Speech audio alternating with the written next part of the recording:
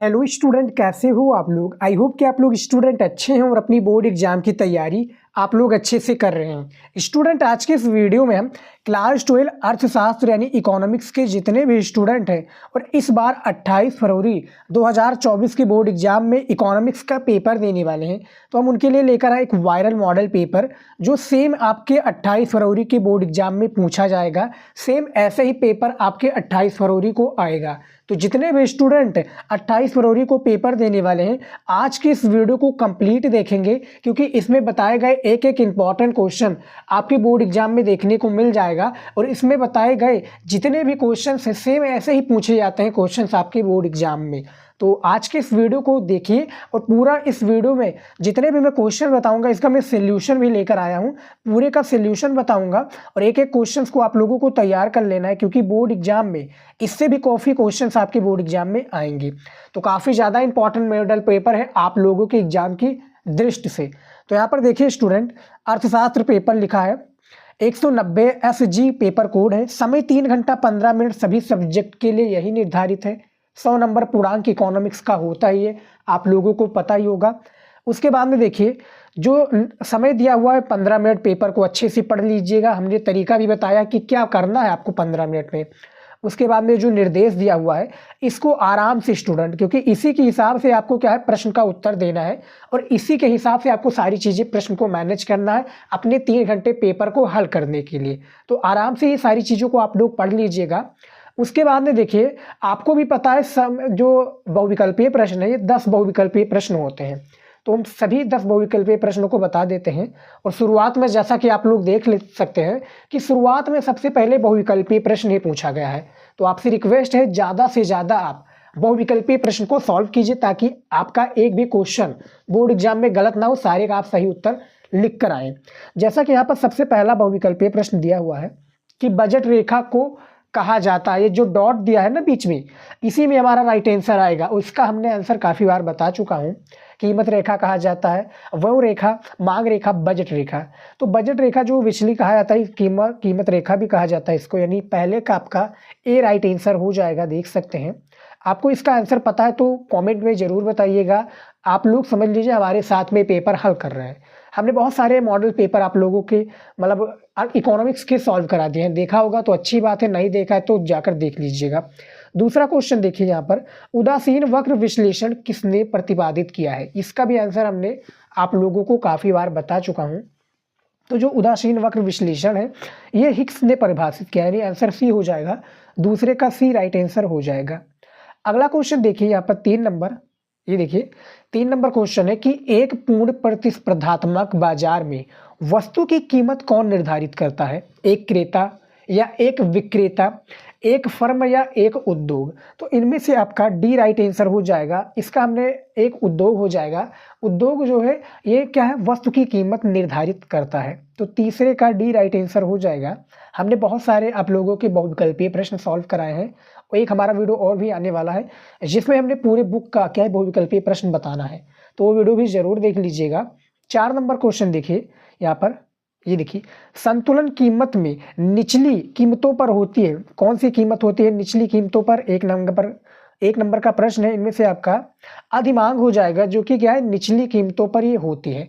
चौथे का भी विकल्प बिल्कुल करेक्ट आंसर है। अगला क्वेश्चन देखिए यहाँ पर 5 नंबर, क्या पूछा गया, ये देखिए 5 नंबर प्रश्न है कि समष्टि अर्थशास्त्र के प्रवर्तक कौन थे। J.R. हिक्स, एच यहाँ पर देखिए A.H. हैंसन या J.M. किन्स या A.C. पीगू। तो इनमें से जो राइट आंसर हो जाएगा आंसर सी हो जाएगा, जॉन मेनाल्ड। यहाँ पे देखिए जॉन मेनाल्ड किन्स हो जाएंगे इसकी राइट आंसर। 5वें का सी विकल्प बिल्कुल करेक्ट आंसर है। 6 नंबर क्वेश्चन देखिए, यहाँ पर देखिए 6 नंबर क्वेश्चन है, निम्न में से कौन सी आर्थिक क्रिया है। इनमें से कौन एक आर्थिक क्रिया बताना है। उपभोग हो जाएगा, उत्पादन हो जाएगा, विनिमय हो जाएगा, या डी इनमें से सभी। तो 6 का डी राइट आंसर हो जाएगा, यानी ये सभी हो जाएगी, जो कि राइट आंसर हो जाएगा। 6 नंबर का डी विकल्प, यानी विनिमय भी हो जाएगा, उपभोग भी और उत्पादन भी, जो कि क्या है आर्थिक क्रिया है। तो 6 का डी राइट आंसर हो जाएगा, आप लोग देख सकते हैं। 7 नंबर क्वेश्चन देखिए यहाँ पर क्या पूछा गया है, ये देखिए मुद्रा का प्राथमिक कार्य है। क्या मुद्रा का प्राथमिक कार्य कौन सा है। विनिमय का माध्यम, मूल्य का हस्तांतरण, राष्ट्रीय आय का वितरण या मूल्य का भंडारण। तो 7 नंबर का ए राइट आंसर हो जाएगा। यहाँ पर देखिए विनिमय का माध्यम हो जाएगा, जो कि बिल्कुल करेक्ट आंसर हो जाएगा। 7 नंबर का ए विकल्प राइट आंसर है। अगला क्वेश्चन देखिए 8 नंबर। यहाँ पर 8 नंबर क्वेश्चन देखिए, भारत में नवंबर 2016 में 500 रुपये तथा 1000 रुपये के नोटों का विमुद्रीकरण किसने किया? यानी जो नोटबंदी होती है इसी को विमुद्रीकरण कहा जाता है। काफ़ी स्टूडेंट कंफ्यूज हो जाते हैं, तो मैं बता दूं विमुद्रीकरण का अर्थ होता है नोटबंदी। तो ये जो 1000 रुपये और 500 रुपये का नोट 2016 में बंद हुआ था, ये कब हुआ था? याद रखिएगा 9 नवंबर 9 बज के 45 या 10:45 पर हुआ था। 1000 रुपये या 1000 रुपये या 500 रुपये का नोट का विमुद्रीकरण यानी नोटबंदी। तो 8 नंबर का जो बिल्कुल सही आंसर है वो बी हो जाएगा। भारतीय सरकार ने, ना कि सुप्रीम कोर्ट ने, ना व्यावसायिक बैंक ने या विश्व बैंक ने, ये भारतीय सरकार के द्वारा किया गया था। तो 8 का बी विकल्प बिल्कुल करेक्ट आंसर है। अगला क्वेश्चन देखिए 9 नंबर। यहाँ पर देश की अर्थव्यवस्था का प्रतिबिंब क्या है? देश की जो अर्थव्यवस्था का प्रतिबिंब है वो आपका बजट है। बजट के हिसाब से ही सारी चीज़ें होता है। 1 नवंबर से, यहाँ पे देखिए 1 मार्च से 1 अप्रैल तक, नहीं 1 अप्रैल से 31 मार्च तक, हाँ 1 अप्रैल से 31 मार्च तक बजट आ जाता है कि बजट पूरे देश में क्या क्या चीज़ें हुई, किस चीज़ में बढ़ोतरी हुई, किस में घाटा हुआ, किस सेक्टर में सबसे ज़्यादा लाभ हुआ। तो ये बजट के हिसाब से होता है। उसके बाद में देखिए 10 नंबर क्वेश्चन क्या पूछा गया है, ये देखिए, बंद अर्थव्यवस्था में बचत तथा निवेश सदैव रहता है। तो इसमें दोगुना हो जाता है स्टूडेंट, यानी सी हो जाएगा। 10 का सी विकल्प बिल्कुल राइट आंसर है। यहाँ पर आप देख सकते हैं हमने सारे क्वेश्चन का आंसर दे दिए हूँ। जो ऑब्जेक्टिव क्वेश्चन हैं काफ़ी ज़्यादा इंपॉर्टेंट है। अब देखिए हमारा अति लघु उत्तरीय प्रश्न आ गया, और जैसा कि मैंने आप लोगों को शुरुआत में ही बताया था कि मैं इसका आंसर भी देने वाला हूँ। इससे आपको एक आइडिया लग जाएगा कि बोर्ड एग्जाम में क्वेश्चन का आंसर हमें कैसे देना है। यहाँ पर देख सकते हैं अति लघु उत्तरीय प्रश्न है। 3 नंबर का एक क्वेश्चन है। 11 नंबर क्वेश्चन क्या पूछा गया है कि विदेशी आर्थिक एजेंट किसी राष्ट्रीय करेंसी को कब स्वीकार करते हैं, इसके बारे में बताने हैं। किसी जो राष्ट्रीय करेंसी इसको कब स्वीकार किया जाता है इसके बारे में बताना है। तो देखिए विदेशी आर्थिक एजेंट किसी राष्ट्रीय करेंसी को तभी स्वीकार करते हैं यदि वे क्या है, आश्वस्त हों कि उस करेंसी की एक निश्चित मात्रा से वे जो वस्तुएं खरीद सकेंगे उसमें अवसर परिवर्तन नहीं होगा, अर्थात करेंसी की क्रय शक्ति स्थिर रहेगी, बदलेगी नहीं। तो यही 11 नंबर क्वेश्चन का आंसर है कि विदेशी जो आर्थिक जो एजेंट है किसी राष्ट्रीय की करेंसी को कब स्वीकार करते हैं देख सकते हैं। तो 11 नंबर का भी राइट आंसर यहाँ पर देख सकते हैं। आराम से वीडियो को रोक कर भी देख लीजिएगा। उसके बाद में देखिए 12 नंबर क्वेश्चन, जो निर्देश वाला हमने बताया था स्टूडेंट शुरुआत में कि 15 मिनट पेपर को पढ़िएगा, निर्देश उसको आप जरूर पढ़िएगा, क्योंकि उसी के हिसाब से आपको प्रश्न का उत्तर देना है। वैसे देखा जाए तो आप बहुत सारे क्वेश्चन का आंसर लिख सकते हैं, लेकिन आपको सारे प्रश्नों को हल करना है ना, सारे प्रश्न का उत्तर आपको हल देना है और सारे प्रश्न का नंबर आपको पाना है। तो उसी के हिसाब से करेंगे तो आपका टाइम भी काफ़ी ज़्यादा वेस्ट नहीं होगा और सारे क्वेश्चंस भी आप जल्दी से कर पाएंगे।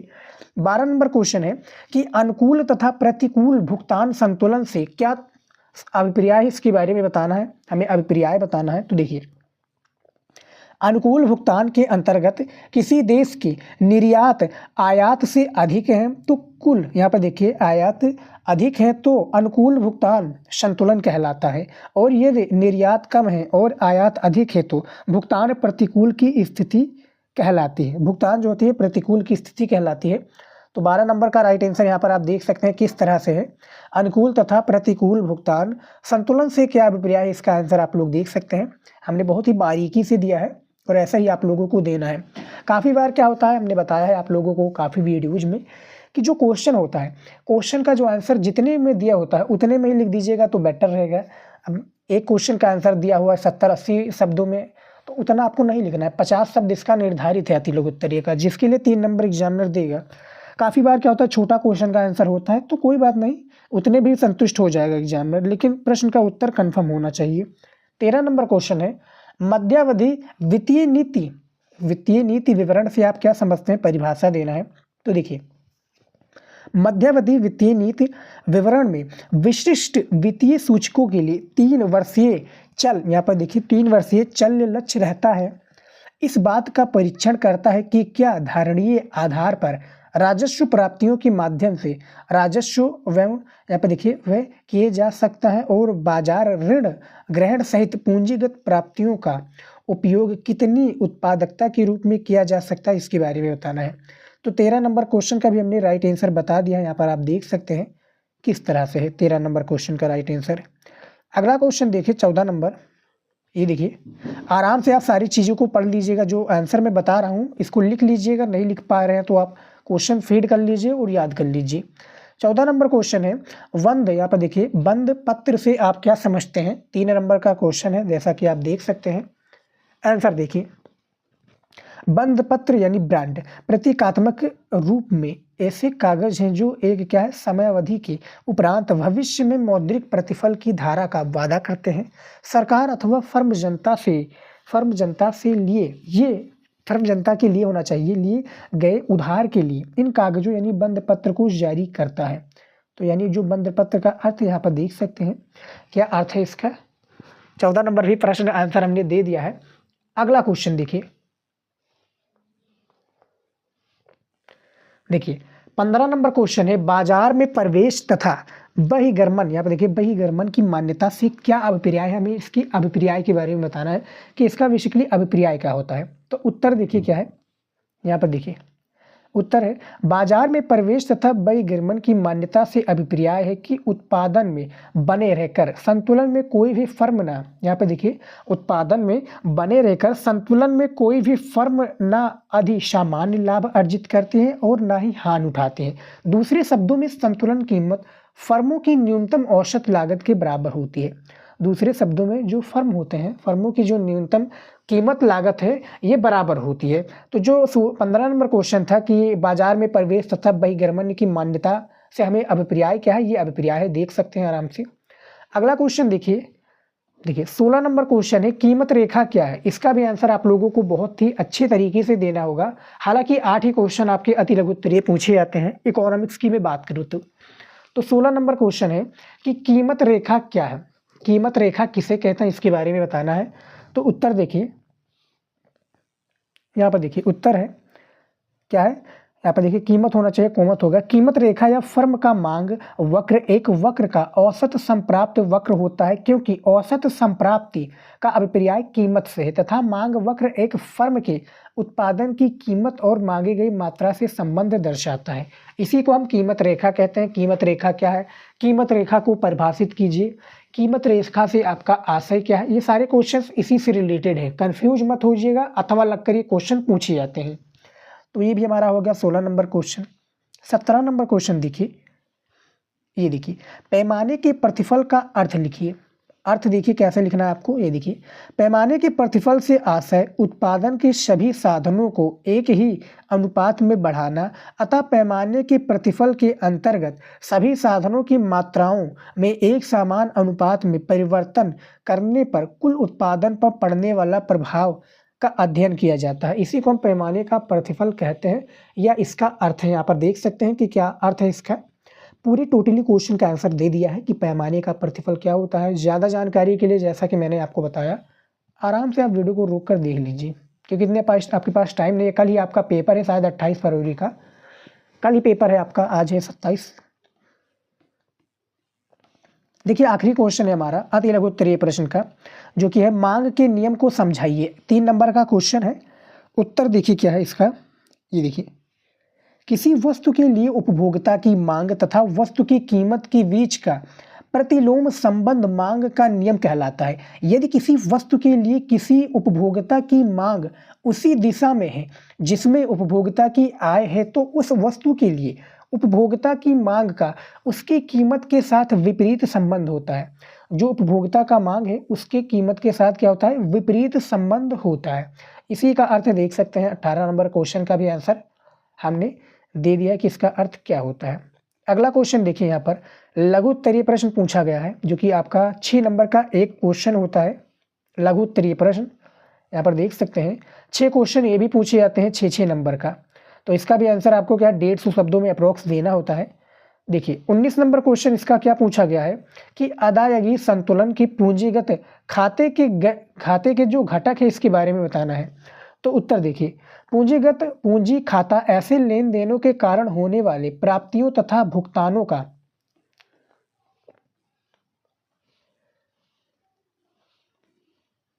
रिकॉर्ड, यहाँ पे देखिए रिकॉर्ड रखता है, जिसके कारण शेष विश्व की तुलना में एक देश की परिसंपत्ति देता है, यहाँ पे देखिए देता की स्थिति प्रभावित होती है।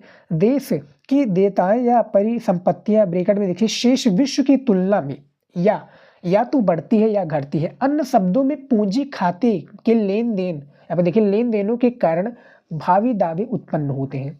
यानी हमें अदायगी संतुलन का सबसे पहले परिभाषा देना था, जो कि हमने यहाँ पर देख सकते हैं, हमने ये परिभाषा दे चुका हूँ। ये देखिए परिभाषा दे दिया है। इसके क्या है, जो घटक है इसके बारे में हमें बताना है। ये कुछ घटक हैं, ये देखिए अदायगी भुगतान संतुलन की पूंजी खाते के घटक। देखिए पहले देखिए अदायगी संतुलन भुगतान शेष की पूंजी खाते के मुख्य पदे यानी घटक निम्नलिखित हैं। सबसे पहला यहाँ पर देखिए सबसे पहला ये है आपका, देखिए क्या है, उधार। इसमें बाहरी वाणिज्य उधार तथा बाहरी सहायता शामिल है। भारत के भुगतान शेष खाते में बाहरी सहायता को शुद्ध प्राप्तियों के रूप में लिखा जाता है, जबकि वाणिज्यिक उधार को शुद्ध उधार के रूप में लिखा जाता है। क्या इसमें शुद्ध प्राप्तियों के रूप में लिखा जाता है, जबकि जो वाणिज्यिक उधार है इसको क्या है, शुद्ध उधार के रूप में लिखा जाता है। तो ये उधार से संबंधित है। ये प्रश्नों को आप तैयार कर लीजिएगा, पेपर में आपको देखने को मिल जाएगा और क्वेश्चन बैंक से ही लिया गया है क्वेश्चन। उसके बाद में देखिए दूसरा विदेशी निवेश। इसमें क्या है, एफडीआई यानी विदेशी प्रत्यक्ष निवेश तथा यहाँ पे देखिए पोर्टफोलियो निवेश देखिए तथा पोर्टफोलियो निवेश शामिल है। हमारे निवेशियों, यहाँ पे देखिए जो निवेशियों द्वारा शेष विश्व में किए गए निवेश को नाम पक्ष के अंतर्गत लिखा जाता है। उसके बाद में देखिए यहाँ पर तीसरा NRI जमा, यानी जिसको हम क्या कहते हैं, जिसको हमने गूगल पर सर्च किया था तो वहाँ पर नॉन रेजिडेंट क्या दिखा रहा था, नॉन रेजिडेंट आइडेंटिटी या इंडियन ऐसे दिखा रहा था, आइडेंटिटी दिखा रहा था। तो जमाएं इसमें क्या होते हैं कि अनिवासी जमाओं से अभिप्राय निवासी, यहाँ पे देखिए अनिवासी भारतीय द्वारा शेष विश्व से किए गए कोषों के हस्तांतरण से है। इन हस्तांतरणों के शुद्ध मूल्य को लिखा जाता है, जिसका अनुपात NRI जमाओं तथा NRI प्राप्तियों के अंतर्गत द्वारा लगाया जाता है। इसका देख सकते हैं अर्थ हमने 3 ही बताया है, हालांकि 3 नंबर इसमें मिल जाएगा, 3 नंबर आपको परिभाषा पर, टोटल 6 नंबर आपका कंफर्म है, जो कि 19 नंबर जो क्वेश्चन पूछा गया था इसका आंसर आप लोग देख सकते हैं किस तरह से हमने लिखा है। कॉपी में हमने लिखने का तरीका आप लोगों को बताया, जाकर देख लीजिएगा। उसके बाद में देखिए हमारा 20 नंबर क्वेश्चन, यहाँ पर 6 क्वेश्चन पूछे जाएंगे, 20 नंबर है कि प्रत्याशी निवेश और यथार्थ निवेश में अंतर बताइए। भेद कीजिए, अंतर बताइए, डिफरेंस बताइए। तीनों एक ही हैं, कंफ्यूज मत होइएगा। देखिए प्रत्याशित निवेश के बारे में सबसे पहले जान लेते हैं। इसके कुछ स्वरूप हैं, इंपॉर्टेंट हेडिंग्स हैं, पॉइंट हैं। देखिए सबसे पहला है, ये निवेश के वांछित स्तर को व्यक्त करता है। दूसरा है, एक लेखा वर्ष के दौरान प्रत्याशित निवेश प्रत्याशित बचत के बराबर हो भी सकता है और नहीं भी। तीसरा देखिए यहाँ पर है कि आय का संतुलन स्तर वहाँ निर्धारित होता है जहाँ प्रत्याशित निवेश इक्वल टू, हमें देखिए इक्वल टू प्रत्याशित बचत होता है। इसी को हम प्रत्याशित निवेश कहते हैं। अब बात कर लेते हैं जो कि यथार्थ निवेश। ये देखिए यथार्थ निवेश यानी दोनों में अंतर बताना है, दोनों का परिभाषा अलग अलग है, दोनों का जमीन आसमान का फर्क है स्टूडेंट, याद रखिएगा। देखिए ये निवेश के प्राप्त स्तर को व्यक्त करता है। उसके बाद में देखिए एक लेखा वर्ष के दौरान निवेश सदा यथार्थ बचत के बराबर होता है। यथार्थ निवेश आय के संतुलन स्तर के निर्धारण में कोई उपयुक्तता नहीं रखता, कोई क्या है, उपयुक्तता नहीं रखता। तो ये है इसका अर्थ, देख सकते हैं यथार्थ निवेश में और प्रत्याशित निवेश में। ज़्यादा जानकारी के लिए आप वीडियो को रोक लीजिए, स्क्रीनशॉट लेना चाहे तो ले सकते हैं, कोई वो नहीं है इसमें। उसके बाद में देखिए 21 नंबर क्वेश्चन। देखिए जैसा कि मैंने कहा था पूरा सोल्यूशन देगा, वीडियो थोड़ा लंबा हो जाएगा लेकिन देखिएगा। देखिए व्यष्टि अर्थशास्त्र और समष्टि अर्थशास्त्र में अंतर बताइए। अब देखिए बहुत ही ज़्यादा इंपॉर्टेंट क्वेश्चन आ गया। व्यष्टि अर्थशास्त्र आपका सेक्शन ए से संबंधित है, समष्टि आपका सेक्शन बी से, यानी खंड का और खंड खा। तो सबसे पहले हम व्यष्टि अर्थशास्त्र का परिभाषा देख लेते हैं, इसमें भी कुछ पॉइंट हैं। सबसे पहला है, देखिए व्यष्टि अर्थशास्त्र निम्न अर्थव्यवस्था के स्तर पर आर्थिक संबंधों अथवा आर्थिक समस्याओं का अध्ययन करता है। दूसरा पॉइंट इसमें देखिए व्यष्टि अर्थशास्त्र मुख्यतः एक व्यक्तिगत फर्म अथवा उद्योग में उत्पादन तथा कीमत के निर्धारण से संबंधित है। तीसरा देखिए यहाँ पर, देखिए तीसरा है, इसके मुख्य उपकरण मांग और पूर्ति है। इसके जो मुख्य उपकरण क्या है, मांग और पूर्ति है। उसके बाद में चौथा देखिए यहाँ पर, व्यष्टि अर्थशास्त्र के अध्ययन की ये मान्यता है कि ये समष्टि पर स्थित रहता है। इसका क्या एक मान्यता है कि ये समष्टि पर स्थिर रहता है। तो ये समष्टि अर्थशास्त्र का एक प्रकार से व्यष्टि का परिभाषा हो गया। अब देख लेते हैं समष्टि का। दोनों में जमीन आसमान का फर्क है, जैसा कि हमने आपको बताया, ये याद रखिएगा। समष्टि आ गया है, देखिए इसमें भी कुछ पॉइंट है। देखिए सबसे पहला पॉइंट क्या है, समष्टि अर्थशास्त्र संपूर्ण अर्थव्यवस्था के स्तर पर आर्थिक संबंधों अथवा आर्थिक समस्याओं का अध्ययन करता है। उसके बाद में देखिए यहाँ पर दूसरा पॉइंट है, समष्टि अर्थशास्त्र का संबंध मुख्यतः संपूर्ण अर्थव्यवस्था में कुल उत्पादन तथा सामान्य कीमत स्तर के निर्धारण से है। उसके बाद में तीसरा देखिए, इसके मुख्य उपकरण समग्र मांग और समग्र पूर्ति है। उसके बाद में तीसरा है, समष्टि अर्थशास्त्र की मान्यता है कि ये व्यष्टि पर स्थिर रहता है। यानी दोनों का अलग अलग सेम अर्थ है, दोनों का मतलब अलग अर्थ है। एक का अलग अर्थ है तो एक का अलग अर्थ है, दोनों में जमीन आसमान का फर्क है। बस आप इतना जान लो। व्यष्टि अर्थशास्त्र और समष्टि अर्थशास्त्र भी हमने बता दिया है। अगला क्वेश्चन देखिए 22 नंबर,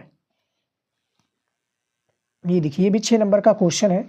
क्या पूछा गया है, ये देखिए, संतुलन कीमत तथा मात्रा किस प्रकार को प्रभावित होती है तब उपभोक्ताओं की आय में सबसे पहला एक क्या है, वृद्धि होती है, कमी होती है। दोनों में हमें बताना है। तो सबसे पहले हम वृद्धि वाला देखते हैं। ये देखिए, एक सामान्य वस्तु के लिए उपभोक्ताओं की आय में वृद्धि होने का अर्थ है उसकी मांग में, यहाँ पर देखिए क्या है, उसकी मांग में वृद्धि का होना, तदनुसार मांग वक्र क्या है, दाईं ओर शिफ्ट हो जाएगा।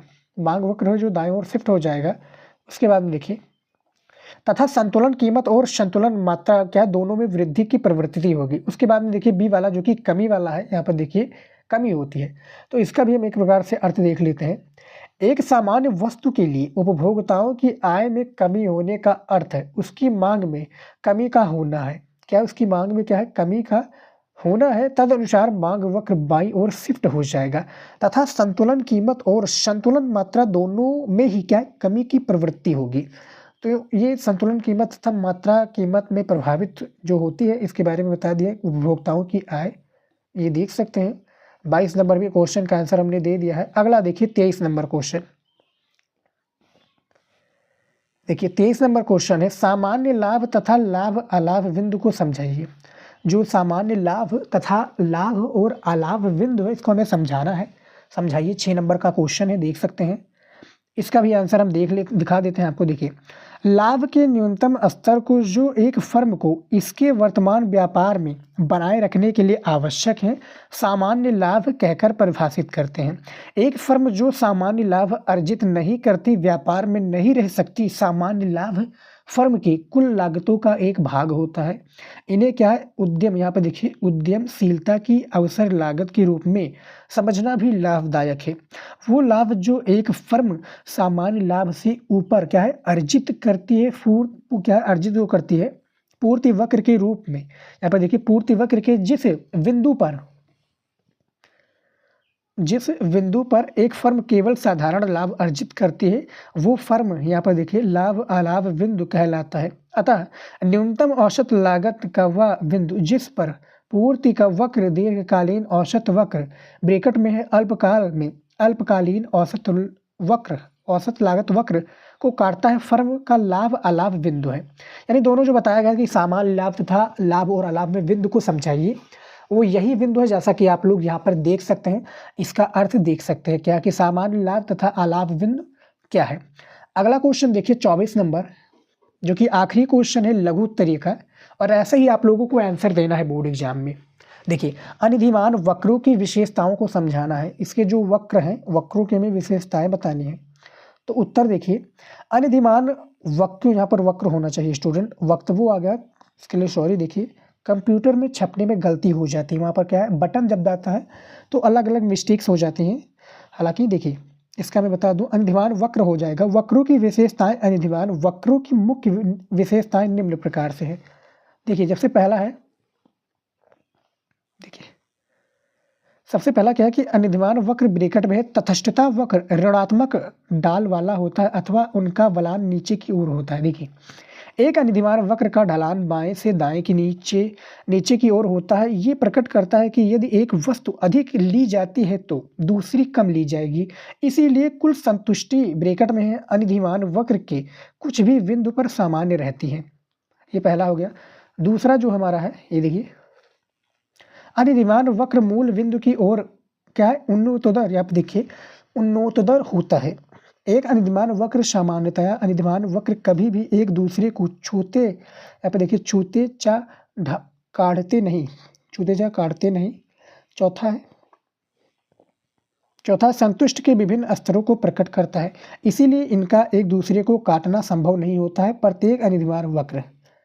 पांचवा देखिए, यहाँ पर ऊंचा अनिर्देमान वक्र संतुष्ट, यहाँ पर वक्र हो जाएगा, वक्त आ गया है। वक्र संतुष्ट के ऊंचे स्तर को बताता है।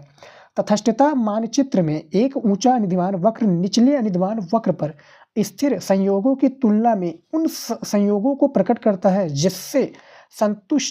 जिसमें जो संतुष्टि का उच्च स्तर प्राप्त होता है। तो ये जो प्रश्न था 24 नंबर, इसका भी आंसर दे दिया है। टोटल जो हमारा प्रश्न था, टोटल कितने क्वेश्चन थे स्टूडेंट? टोटल थे हमारे 6 क्वेश्चन, जो कि लघु उत्तरीय था। इसका भी आंसर हमने दे दिया है। अब हमारा आ जाता है विस्तृत उत्तरीय प्रश्न। विस्तृत उत्तरीय प्रश्न आ गया। 10 नंबर का आपका एक प्रश्न होगा बोर्ड एग्जाम में। ये भी 10 नंबर के पूछे जाते हैं। 3 क्वेश्चन होते हैं। जैसे कि 25 नंबर क्वेश्चन पूछा गया है कि एक केंद्रीकृत योजनाबद्ध अर्थव्यवस्था से आप क्या समझते हैं, इसके बारे में बताइए। अथवा करके ये वाला कर सकते हैं, जैसे अनिर्देमान वक्र क्या होता है, पूर्ण रूप से इसका आंसर देना है। 300 शब्दों में इसका आंसर आप लोगों को देना होता है। तो दोनों में से एक कर लीजिएगा। फिर 26 नंबर क्वेश्चन दिया हुआ है, ये देखिए 10 नंबर का ये भी क्वेश्चन है कि कुल स्थिर लागत कुल परिवर्तन हो जाएगा। यहाँ पर देखिए, यहाँ पर मैं लिख देता हूँ, हाँ देखिए, कुल यहाँ पर हो जाएगा कुल परिवर्तनशील लागत तथा कुल लागत का अर्थ एवं संबंध को स्पष्ट कीजिए। ये 10 नंबर का क्वेश्चन अथवा लगा है। मान लीजिए ये वाला नहीं आ रहा तो ये वाला कर लीजिएगा। उत्पादन लागत से क्या अभिप्राय है, इसके बारे में। यानी टोटल आपका 6 क्वेश्चन है। उसके बाद में देखिए समष्ट अर्थशास्त्र की परिभाषा दीजिए। ये वाला नहीं कर ले तो आप ये वाला कर लीजिएगा कि राष्ट्रीय आय की परिपत्र प्रवाह से क्या आशय है। 6 क्वेश्चन है, करना आपको 3 है। 30 नंबर आपको मिल जाएगा। प्रत्येक प्रश्न का उत्तर 300 शब्दों में देना है। इसका आंसर कहाँ पर मिलेगा? आपके क्वेश्चन बैंक में। चाहे जो क्वेश्चन बैंक लिया हो, चैप्टर वाइज आपको मिल जाएगा इसका आंसर। तो फिलहाल स्टूडेंट जो पूरा मॉडल पेपर था हमने सोल्यूशन कर दिया है। सेम ऐसे ही पेपर आपका 28 फरवरी को आएगा और ऐसे ही आपको प्रश्नों का उत्तर देना है जिस तरह से मैंने दिया है।